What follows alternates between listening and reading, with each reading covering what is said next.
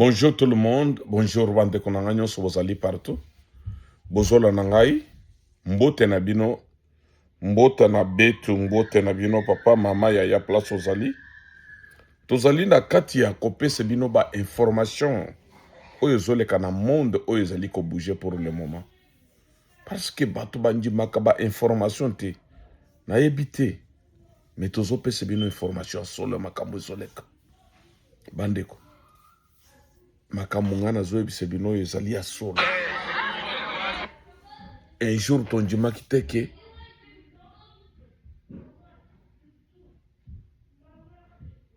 un jour tondimaki teke erisi Ukraine akobeta yeboy nazoyebisa bino na moma wo tozoloba na bino erisi Ukraine azoyoka yo te. Ukraine abeti penza akoti na kati ya Russie. Batindi ba drone na kati ya Russie. Ezekisi usine ya gaz, usine ya pétrole, usine exploitation ya diamant. Bande kuna ngai. Nazoyebisa bino ke makambo ezobouger na monde. Après, nazopesa bino makambo na confirmation ke pays moko nyonso ezalaki protégé par Russie. Moko ezo résister te. Makambo nazoloba eza solo. Ata pays moko te. Soki bato bazosala ba commentaire, mais toza na information ya solo. Oyo tokopesa bino bomoni ke non makambo nga nazoloba ezali vérité. Bandeko. Nalakisa bino image moke oyo ezali ya ndenga bazobeta Iran. Tokende na makambo ya Russie après. Makambo wana nakoya kokota makambo ya nani après. Bolanda. Par exemple, un agriculteur a été arrêté pour un tatouage sur l'avant-bras. Ensuite, direction les camps, à Rumangabo, Chanzu ou Kamanyola. Réveil à 5h du matin, jogging obligatoire en chantant la gloire du chef rebelle.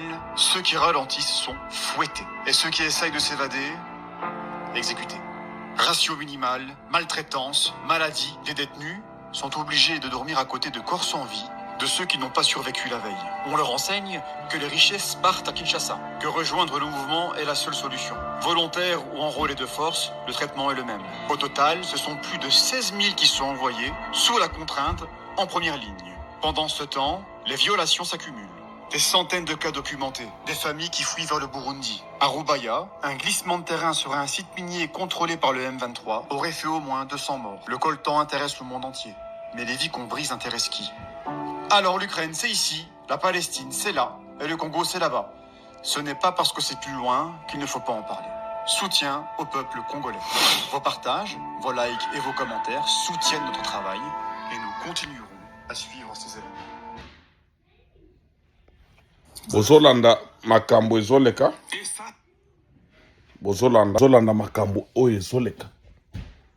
Ya ba rebele bazosala. Denga bazotongisa bandeko na biso na bapasi makambo ebele. Bolandi mon libanais wana makambo azolo. Makambo lelo bakangi tro wana nyonso. Tro wana nyonso.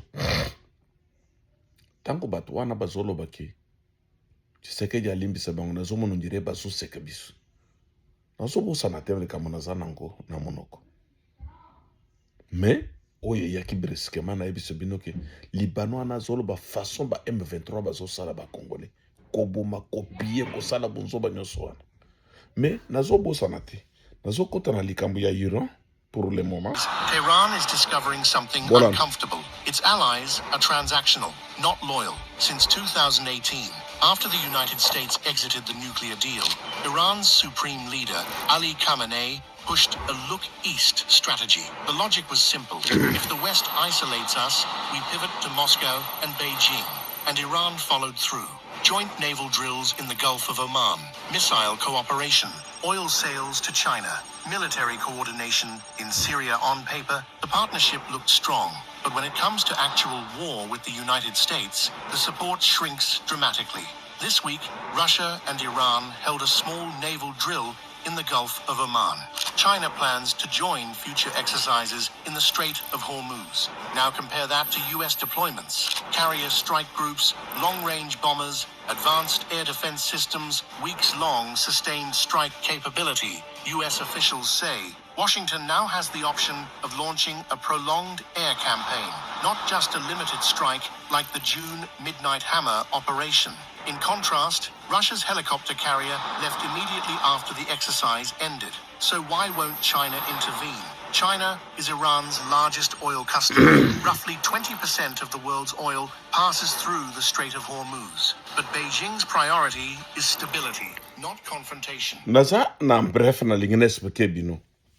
Entre Chine et Russie na Iran, basalili kopa ke siko toko isa États-Unis d'Amérique.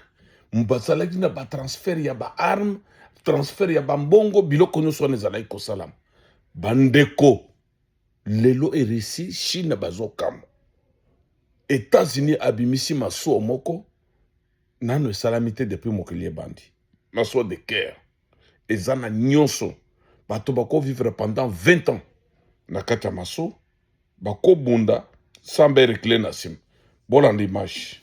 Les États-Unis viennent de déployer un porte-avions nucléaire après les tensions avec l'Iran. Mais ce monstre des mers, c'est quoi exactement? Il s'agit de l'USS Gerald R. Ford. Et ce que vous allez découvrir est impressionnant. Le USS Gerald R. Ford n'est pas un bateau classique. C'est le plus grand et le plus moderne porte-avions jamais construit par les États-Unis. Longueur, environ 337 mètres. Poids, plus de 100 000 tonnes. Équipage, environ 4500 personnes. C'est littéralement une base militaire flottante. Mais ce qui le rend unique, c'est qu'il fonctionne à l'énergie nucléaire. Ça signifie qu'il peut naviguer pendant plus de 20 ans sans ravitaillement en carburant. Oui, 20 ans. Ce porte-avions peut transporter plus de 75 avions de combat, des chasseurs comme les F-35, des avions de surveillance, des hélicoptères. Il peut lancer des dizaines de missions aériennes par jour. Et grâce à son système électromagnétique de lancement, plus moderne que les anciens systèmes à vapeur, les avions décollent plus vite, plus souvent et avec plus de précision. C'est un multiplicateur de puissance militaire. Quand ce navire arrive dans une région, c'est un message stratégique clair. Les États-Unis sont prêts. Pourquoi cela inquiète? Dans un contexte de tension internationale, le déploiement d'un porte-avions nucléaire n'est jamais anodin. Ce type de navire est souvent accompagné de destroyers, de sous-marins. Bandeko makambo ezali ebele. On appelle ça un ya carrier kopesa bino. strike. Lokola tozana ba minute mike, nazo kata ba vidéo po bomona. Boyebi bomoni monena ya maso. Plus de 380 mètres. Ezana nyonso eko vivre pendant 20 ans na mai. Bazo bunda sans revêtement, bazana tout na kati. Bosola. Et loko anezo ningi se Russie na Chine. Nano ba mune loko boite. Nazo leka. Soki nzamba apesi bino temps, apesi biso temps, na makambo ya Chine. Oui. Il faut construire quelque part les cantonnements. Il faut tout un bataillon, il faut plus ou moins 850 bâtisseurs qui vont commencer à travailler ici chaque jour. Quand ils vont venir ici, il faut les loger. Nous n'avons pas encore de logement, donc il y a ces défis-là. Ça demande de l'argent. Il faut construire pour les héberger. Comme ça, chaque jour, ils travaillent ici. Et chaque jour, ils commenceront à produire 2000 tenues. 2000. Tous les deux. Aventurier à lever les haut à l'air. Dans la périphérie de Awa Kinshasa, ezali une imposante structure métallique se dresse peu à peu kasonga sur une kabuika étendue de botala 5 musala km². zo sala. Ce site, Botan. en pleine effervescence, sera bientôt le tout premier atelier national de confection des tenues militaires et policières. Fini les uniformes venus d'ailleurs. Désormais, le Congo habillera ses forces chez lui, par lui et pour lui. Une vision portée par le président de la République, Félix-Antoine Tshisekedi Tshilombo, exécutée par le service national sous le commandement ferme du lieutenant-général Jean-Pierre Kassongo Kabwik. Ce mercredi, le général était sur le terrain, bottes poussiéreuses et vif pour inspecter personnellement l'avancée des travaux. Et pour cause, l'atelier doit être prêt avant le 31 décembre, et pas un jour de plus. Au plus tard de ça. Les premières Parce pièces que sortiront d'ici. tout est Nazanki eloko ya koloba bomoni likambo général Kasonga Bikazosala. Eloko ya monene. Tozali na ba info ebele ya Ukraine, ya Russie, ya kopesa bino. Mais tozosala vidéo ya mike parce que YouTube apesi biso espace monene te. Tango tokozwa ba caméra na biloko nyonso tokobungisa makambo. Like pe partager naza na ba info ya kitoko na kopesa bino pe bola pindai. Allez, je jure que Dieu vous bénisse.